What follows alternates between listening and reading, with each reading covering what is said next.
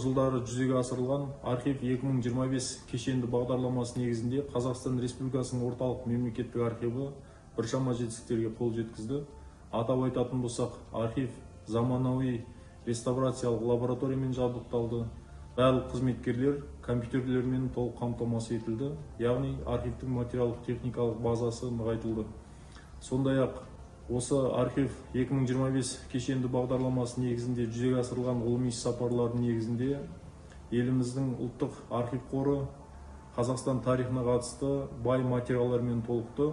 Атап айтатын болсақ, біз Түркияның, Ресей Федерациясының, Германияның, Тайванның, Мысырдың архивтерінен ұлттық тарихымызға қатысты тың деректерді алып келдік.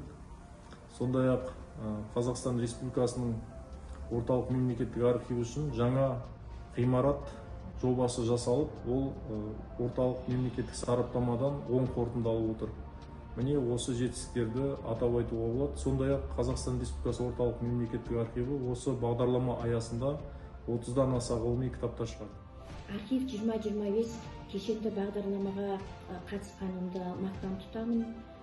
Сондай-ақ кешенді бағдарламаның негізінде еліміздегі архив саласында барлық атқарылатын жұмыстың түрлерінде жандандыру кезеңдерін өткендігін біз атап өтуіміз қажет. Оның ішінде айтатын болсақ, цифрлау жұмыстары және де бүлінген құжаттарды қалпына келтіру жұмыстары жаңа заманауи талаптарға сай жабдықтардың алуына байланысты бұл жұмыстар қарқынды жүзеге асқан болатын. Сондай-ақ негізгі бұл кешенді бағдарламаны бекіткен кезде архив саласының мамандарына арналған арнайы архив күнін, сондай-ақ архив ісінің үздігі төсбелгісін дайындау жұмыстарына да атсалыстық.